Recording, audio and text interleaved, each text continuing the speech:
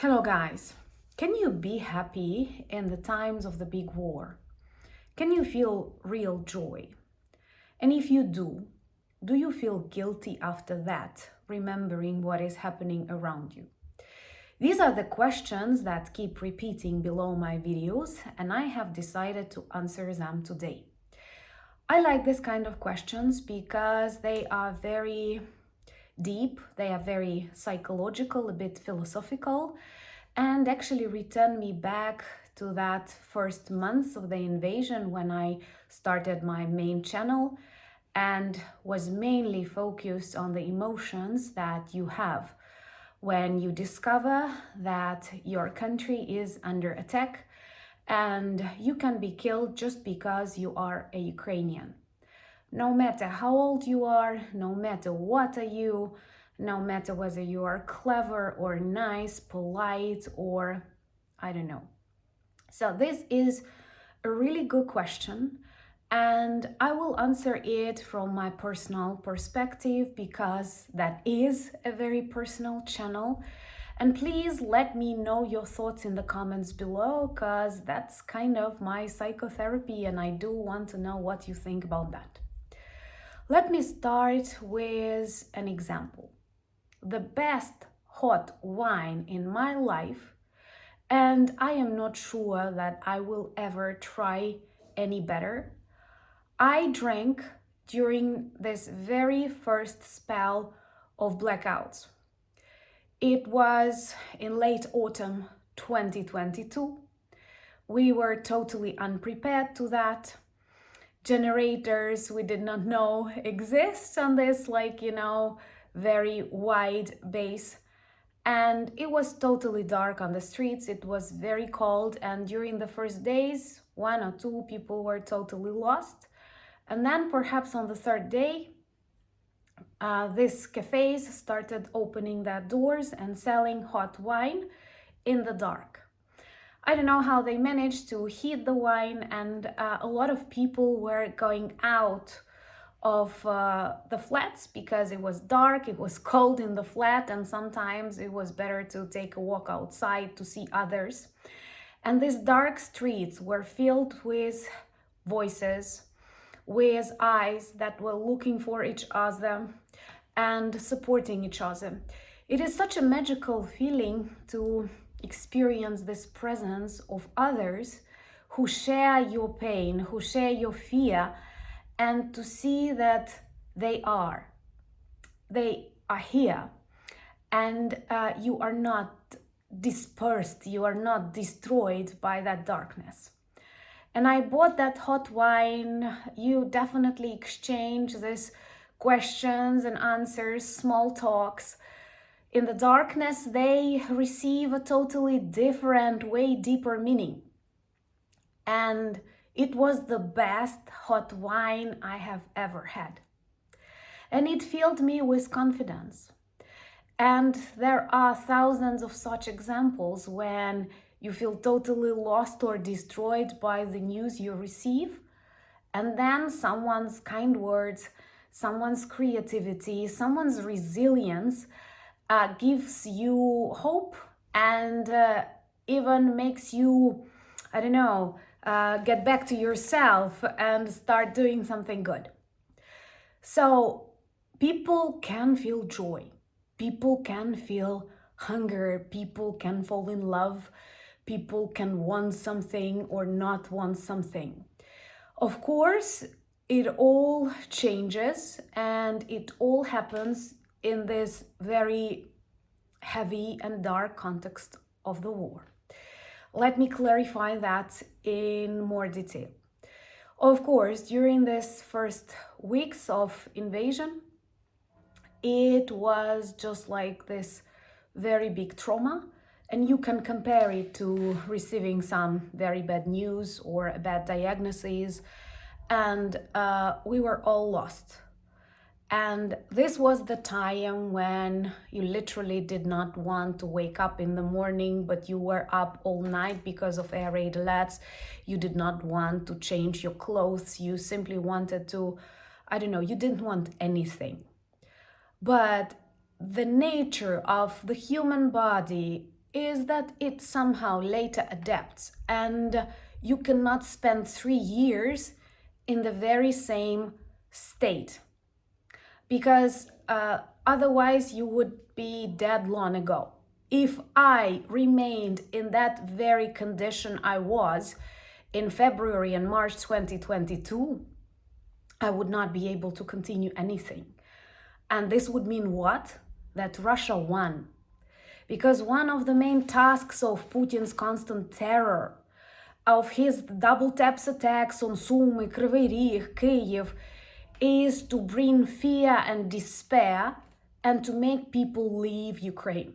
He realized he cannot conquer us, so the task is to destroy us, either by killing or by making people abandon their villages, their cities, their country, leaving it empty to the invaders. That is why I am very proud of all of my people who stayed in Ukraine, stayed in their cities, relocated but inside Ukraine, and keep supporting the Ukrainian economy with coffees, with manicures that Russian trolls keep asking me about, with anything, like the fact that you ride a bicycle on the streets, drive a bus, use a railway, buy bread. It all keeps our country alive. And that is why I don't speak a lot about people who relocated. They did have, emigrated. They do have a right, especially from the war-torn regions, those who lost their homes, those whose territories are temporarily occupied by Russia. But this is not my story. I cannot imagine myself leaving Ukraine if the only reason, the only condition when I can do it is when my city is occupied and I know there is nothing we can do with it. So I would try to survive and move elsewhere. But as long as I can stay in my home, in my country, I will do it, and that's super important for me. And actually answering that question, when do I feel guilty? I cannot say it's the classical feeling of guilt, but I do feel extremely worried when I'm abroad. When I'm traveling on business, I did not have any vacations. You know that I have an NGO that works in the sphere of cultural heritage preservation. We have a number of Creative Europe projects, and I do travel. During war, I've been to Ireland, I've been to France, to Germany, to Prague, to Poland, but these were all work trips. I did not have my vacations because I don't feel okay having a vacation. And being abroad, you get this very weird feeling as if you abandoned your country and you lost control over something. In reality, I don't control anything. Literally, I don't control the trajectories of the Russian missiles. But somehow, when I'm home, when I'm in Lutsk, when I'm in Kyiv, I feel that I'm here and I can back up the country. That's a tricky feeling. Perhaps that's the play of our imagination, but millions of Ukrainians report that. And that is why sometimes you can hear our air raid alerts working when we are abroad. Some feel sorry for us then, others feel irritated. Why do you keep that air raid alert on? But it is because you have people you care for, you have country you care for, and you don't want to turn it off. You don't want to turn it off. You know that I've lost my mother to a disease, but at the very beginning of 2023. And going through her illness, I can clearly compare war to an illness of your relative. And this will be just like a question. Can you feel happy when someone very dear for your heart, let's say your mother, is terminally ill? You cannot. Will you experience some kind of joy? You will. Talking to your children, your friends at work, achieving something, buying something. But you will definitely feel something at the bottom of your heart. For me, oh my God, this will be super personal. When I'm very nervous, I can feel my diaphragm, and I cannot breathe deep. And it's just like in some of my vlogs that I record when I'm nervous, I hear that I'm breathing too often because I cannot satisfy my breath just because of that, I don't know, a spasm or something that happens. Many of us who are worried, I've taught public speaking, I know how it works, how adrenaline works, how it makes our muscles tense. So that is the feeling, you may experience joy, but it's not pure joy. It's not something you've experienced when literally everything is okay with your family, with your work, and you are totally relaxed, enjoying a moment. So it is like that. You can see happy people on the streets of Ukraine. And I am very happy that you can see them. Because our number one task is to survive as people, as a nation, as a country. And I always think it's really great when you want a coffee, or you want your manicure done, or you want to talk to someone, or a soldier wants to listen to a song loudly in his car. And many people who come to Ukraine from abroad, they expect to see this total funeral atmosphere. It was like that in February, March 2022. But once again, you cannot live like that for 3 and more years. You will either die or you will find your ways to cope and to continue living. And literally every Ukrainian family is influenced by the war. Literally every Ukrainian family has relatives in the army, sons, husbands, brothers, cousins, people you love, people you care about, your classmates. So even if you're not on the front lines, even if you don't live in the cities like Sumy or Kharkiv, which are unfortunately constantly bombed by Russia, you feel that war.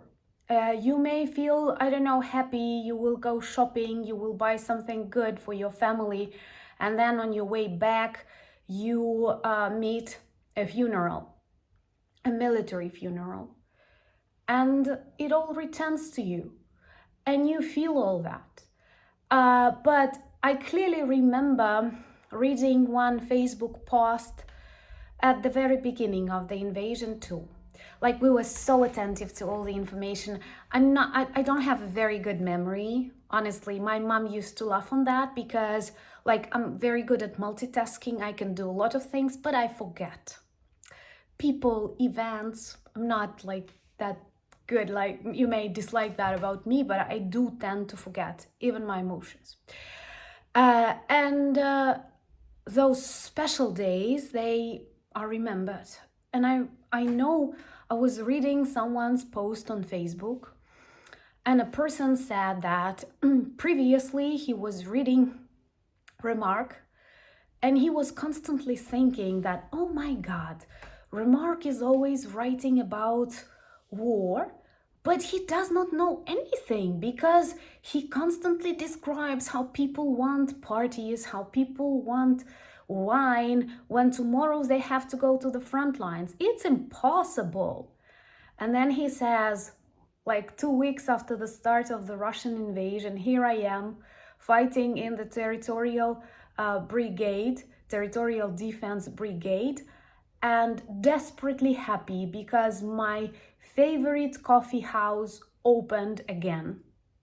And here I drink this coffee. In the evening, I will go out to check the territories for this, Russian assault groups in the forests. Mine territory, it's super dangerous, but I am so happy to drink this coffee and to smell it. Honestly, as you may guess, these very tense times, they give people more emotions. That is true. They make people more real and more true.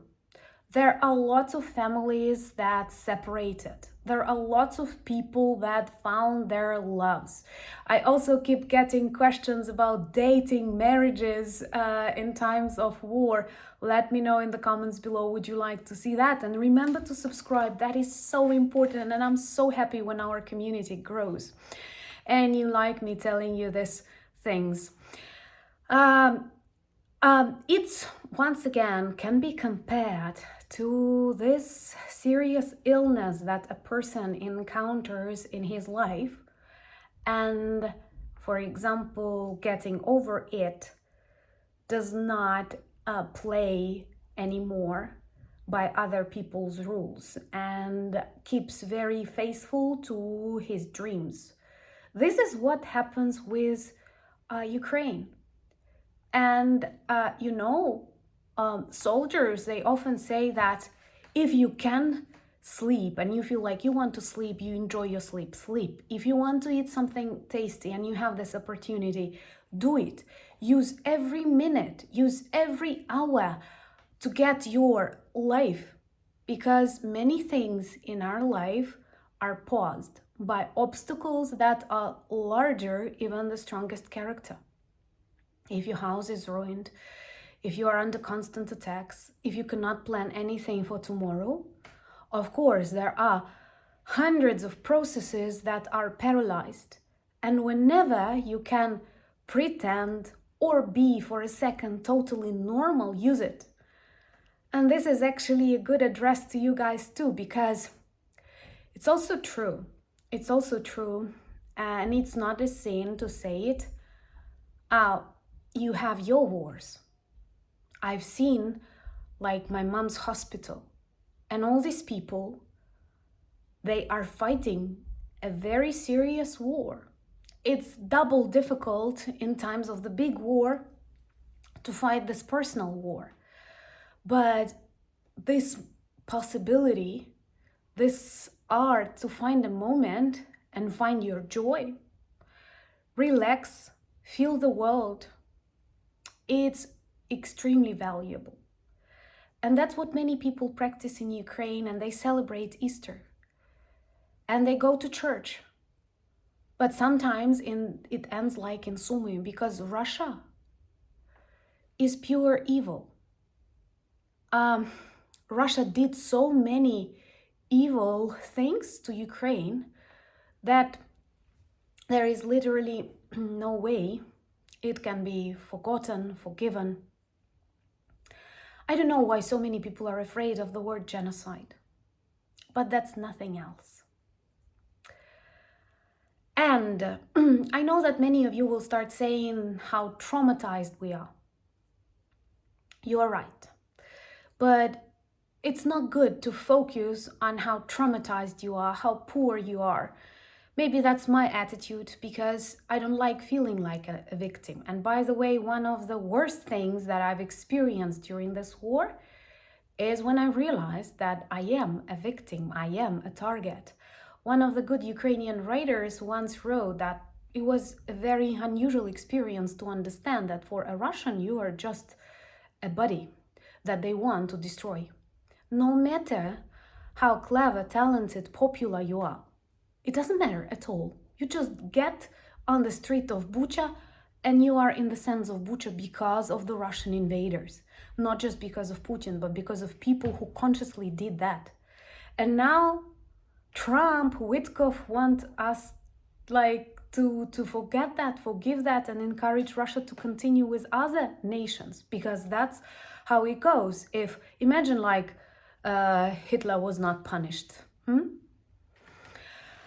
So I don't like feeling as a victim, and I keep thinking about this European American generation, not the unlucky Soviet generation, but I mean that survived the Second World War.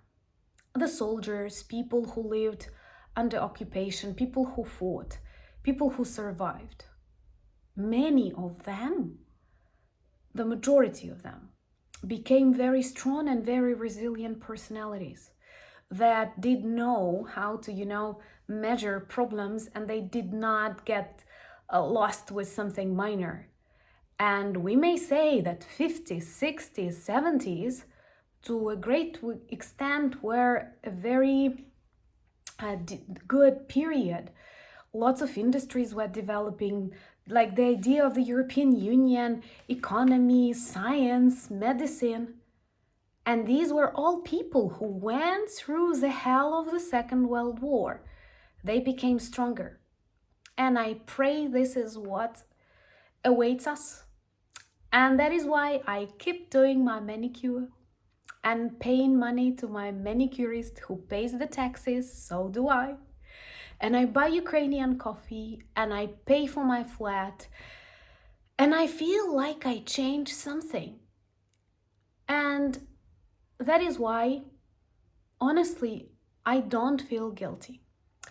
I feel proud that in these historic times, I am with my country. I am in my country. I had one friend who left Ukraine and she was a bit angry that we didn't ask much how she was and so on. And she said like, well, I have this feeling you all think you live in a history book, you all make history and I abandoned you. Guess what I answered? I'm not always very polite. Thank you so much. Let me know what are the other topics you would like to discover. Have I answered your question? That's important for me. Please share the videos if you like. Subscribe to this channel, that is so important to me. Thank you for buying me coffees, becoming my patrons and sponsors of the channel, but most importantly, thank you for being friends of Ukraine. Let's be strong. Slava Ukraini!